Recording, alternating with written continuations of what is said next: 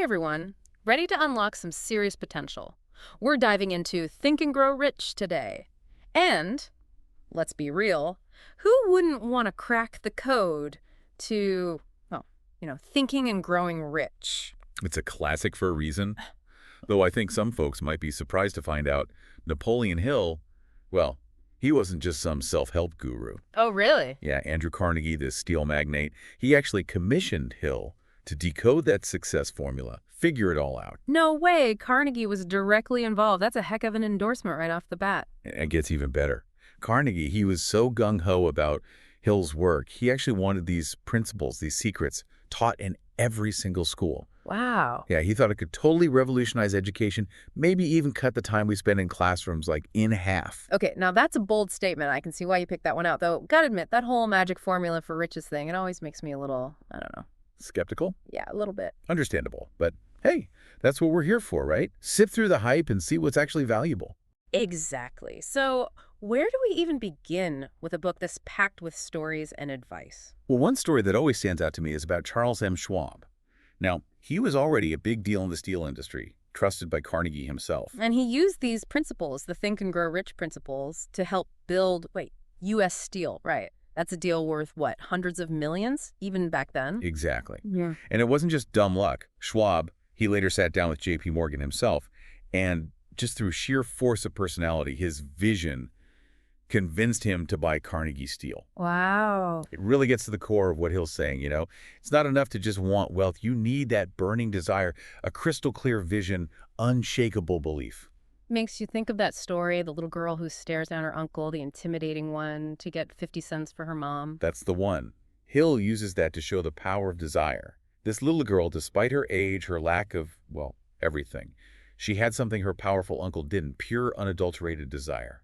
And that was her power. Hill really hammers home that desire. It's the starting point of everything. But he also talks a lot about being definite, right? It's not enough to just kind of want something. Absolutely. Think of Edison, the inventor, and Edwin Barnes. Now, Barnes, he desperately wanted to work with Edison. Both had big dreams, but Barnes, he was specific. He didn't want just any job. He wanted to be Edison's business partner. And he got it. Showed up at his doorstep, ready to work, didn't even flinch when Edison basically brushed him off at first. Exactly. Barnes, he's like the poster boy for Hill's burning bridges principle. He was so committed to his vision, there was no going back. It's like that story about the Great Chicago Fire, Marshall Field, cities in ruins, everyone else is running away, and Field, he sees opportunity in all that ash. Really makes you think, doesn't it? He even pointed at his destroyed store, the rubble, and said he'd build the world's greatest store on that very spot. And that's exactly what he did. Turned devastation into a testament to commitment. Makes you think about the importance of surrounding yourself with the right people, especially during tough times. Which, brings us to another big principle, the mastermind. Right. And it's not about some mystical mind meld thing. It's about surrounding yourself with people who challenge you, support you, help you grow. Henry Ford's a great example of that. Absolutely. I mean, think about it. Ford, he didn't have much formal education, but he was close with some of the brightest minds of his time. Edison, Harvey Firestone, John Burroughs, even Luther Burbank. Wow. And these weren't just casual buddies. These were his trusted advisors, his mastermind. And Hill argues that it was through those relationships that Ford could tap into this well of knowledge, this creativity that he couldn't have reached on his own. Exactly. Which, I don't know, it makes me think of Hill's sixth sense idea. You think Ford, as a man of science and industry, would found that a little out there. Right? That's where some people might raise an eyebrow. Is Hill talking about some kind of, paranormal thing? Yeah. Well, not really, no. I mean, it's easy to see why some folks might get that impression. But Hill, he was actually talking about something much more, grounded. Okay. But at the same time, equally profound.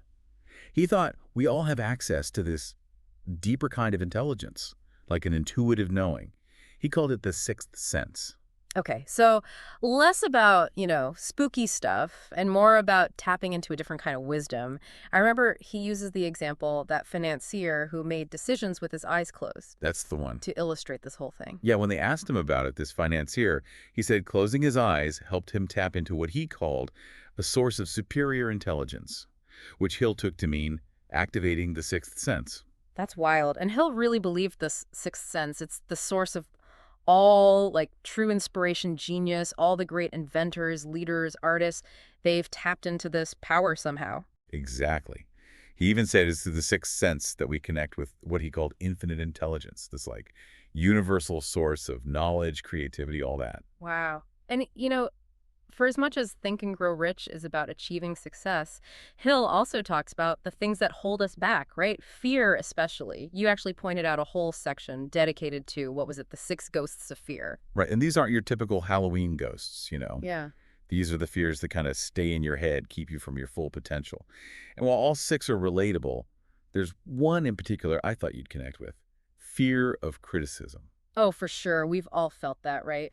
Putting your ideas out there, wondering what everyone's going to think. Exactly. It's universal. Yeah. Hill actually thought it was one of the worst fears, Mm-hmm. the sneaky ones, because it keeps us playing it safe, holding back our true selves just because we're afraid of judgment. I remember he makes this really bold claim about the fear of criticism, something about it being the reason men go bald. It's a little out there, even for this book. It is. Whether it's scientifically accurate or not, who knows?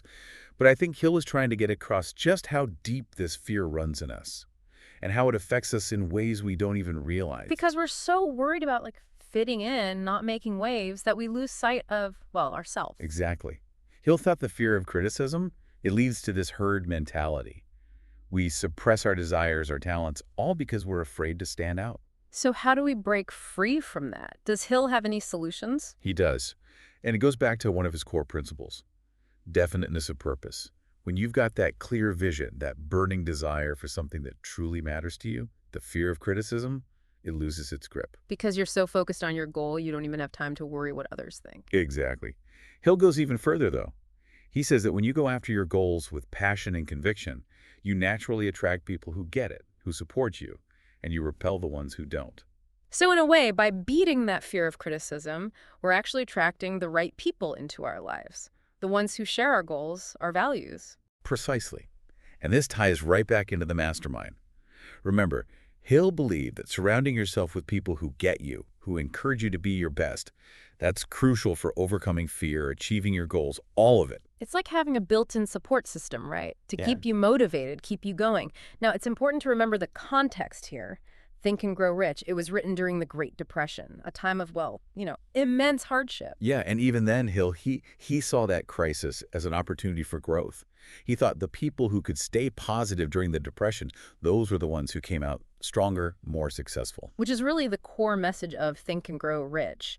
This book, even though it was written, almost a century ago, it's got some shockingly relevant advice, even in the 21st century. Especially in the 21st century. It really is amazing how these principles, even though they were written in such a different time, still resonate today. And, speaking of things that resonate, there was one more point I wanted to touch on. This idea about service, providing useful service as the foundation for lasting wealth. It really, I don't know, it kind of stuck with me. Yeah, it's huge. And it's a point people often miss. He wasn't pushing some get-rich-quick scheme. He really believed that real wealth, lasting wealth, it comes from creating value for others, giving the world something it needs. And he wasn't just talking about, tangible goods or services. It was bigger than that, right? Absolutely. He thought any creative expression, anything that could inspire, that could uplift others, that was a form of service. It's all about using your own talents, your own passions to make a real difference. So it's less about what you get and more about what you can give, which is, when you really think about it, it's a pretty powerful idea. It really is. Hill argued that when you focus on that, on giving value, the financial rewards, well, they might not be guaranteed, but they become like a natural result. It's like that quote, I think it's Zig Ziglar. He said, "You can have everything in life you want if you'll just help enough other people get what they want." Perfect example. Oh. It shows how success, it's not a zero-sum game. We can all achieve our dreams, not by competing, but by working together, lifting each other up. Absolutely. Well, we've covered so much in this deep dive, really makes you think. Before we wrap up, I want to leave everyone with something to think about, something that builds on everything we've been talking about. Hill said, true riches, they come from providing useful service. So here's my question for you.